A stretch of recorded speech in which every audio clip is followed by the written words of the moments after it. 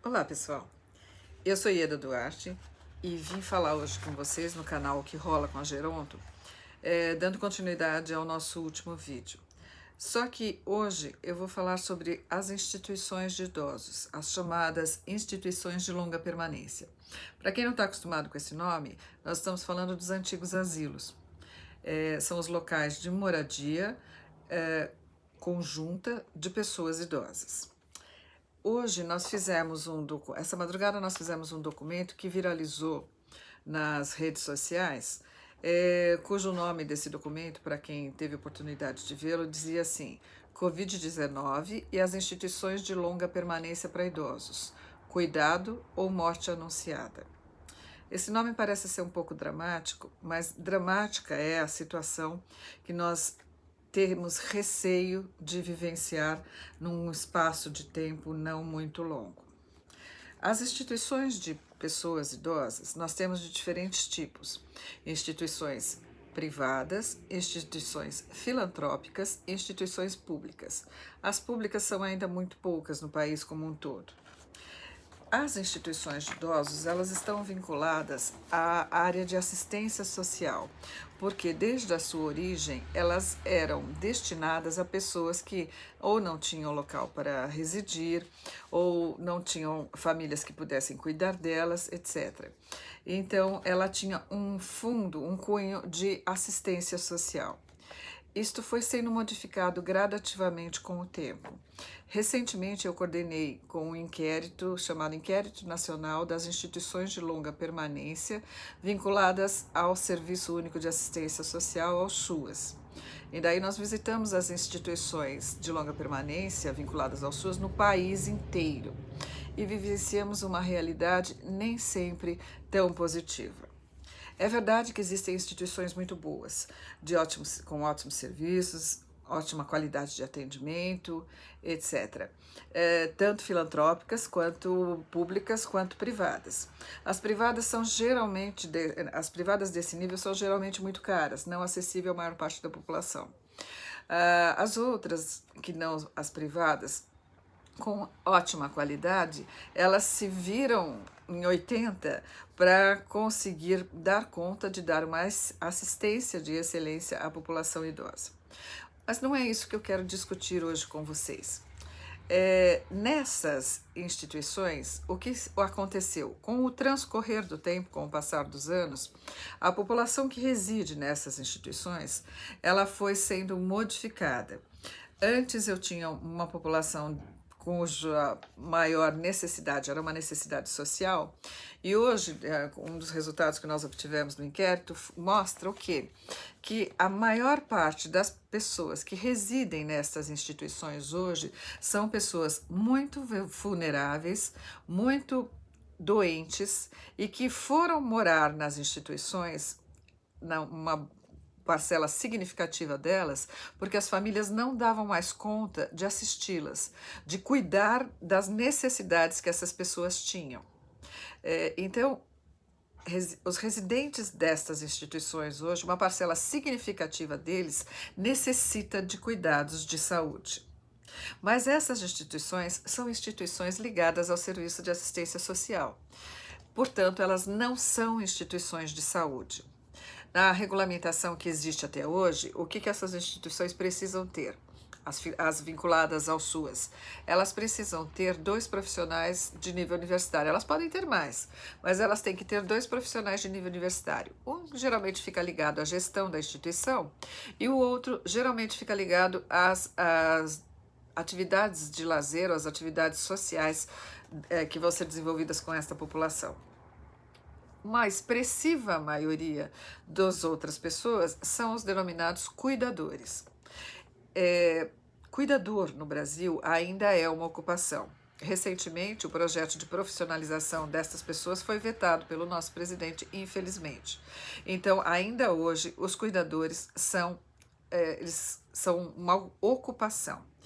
E, embora eu tenha bons cursos, pessoas muito interessadas em formar essas pessoas com uma boa qualidade para que elas possam prestar uma boa qualidade de assistência, por ser uma ocupação e não ter nenhuma regulamentação associada a isso, o que que acontece? Qualquer pessoa pode ser um cuidador. E muitas vezes essas pessoas não têm formação nenhuma, nunca cuidaram de idosos, muitas vezes são contratadas pelas instituições e serão treinadas em serviço. Não quer dizer que elas não tenham muito boa vontade, não trabalhem, não procurem fazer o melhor que elas podem para assistir adequadamente os idosos, não é isso. Mas elas não têm uma formação específica e muito menos uma formação de saúde. Elas estão longe de uma formação de saúde, o que coloca uma população que é altamente vulnerável. Tá? Ela não é vulnerável apenas porque ela é uma população idosa.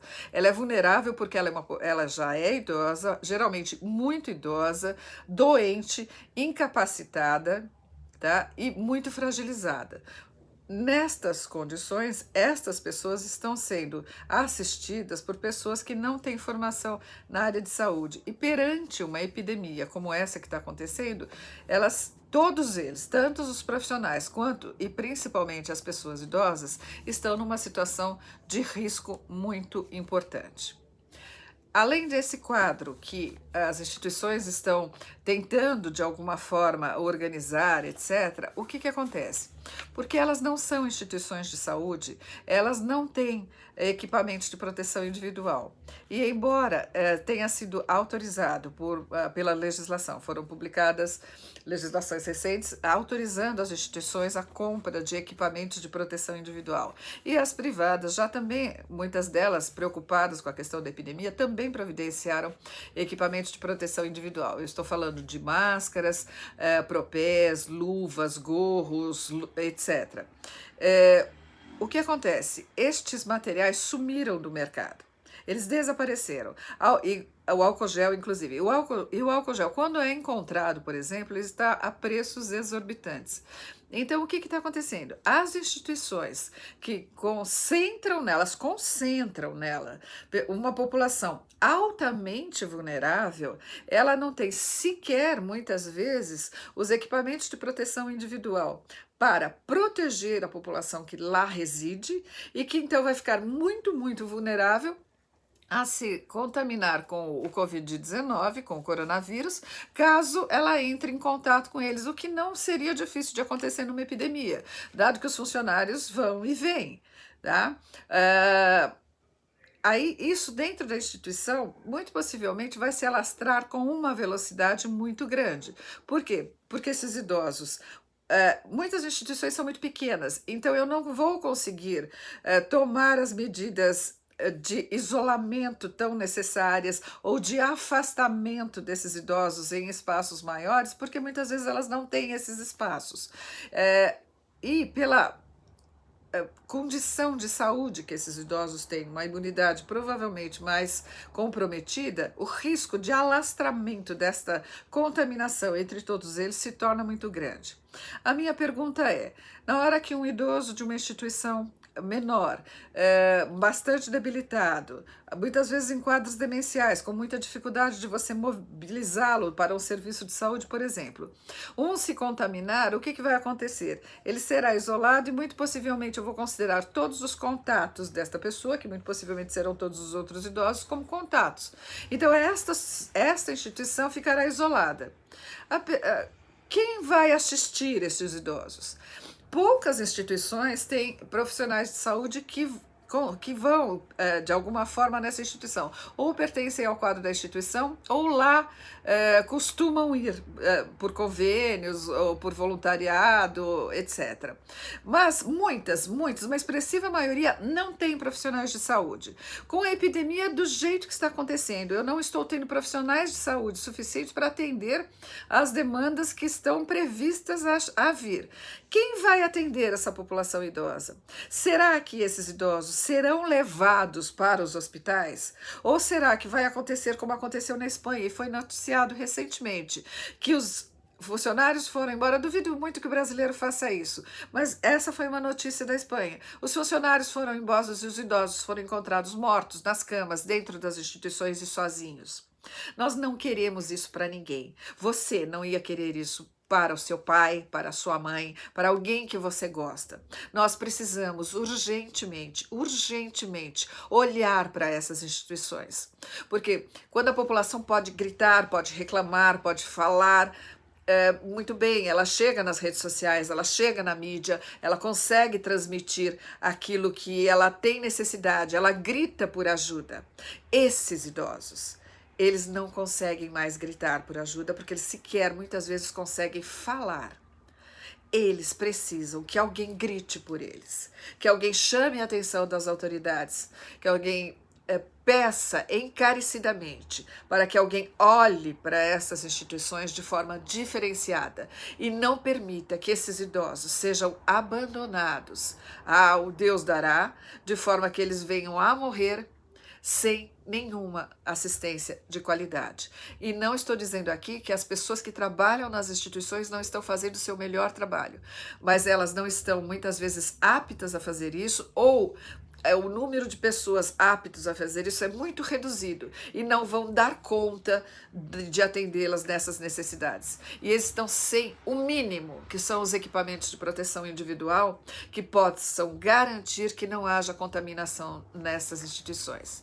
Então, eu venho aqui hoje pedir às autoridades, em nome do canal, em nome do Sérgio, da Marília, do Carlos, nós juntos estamos aqui pedindo às autoridades que olhem para esses idosos, porque eles não estão sendo olhados, eles estão lá, dentro das instituições, fechados lá dentro, e ninguém está olhando para eles.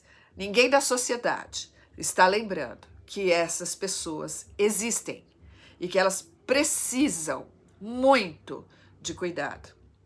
Faça a sua parte. Espalhe essa notícia e peça por nós, junto conosco, ajuda para as instituições. Muito obrigada.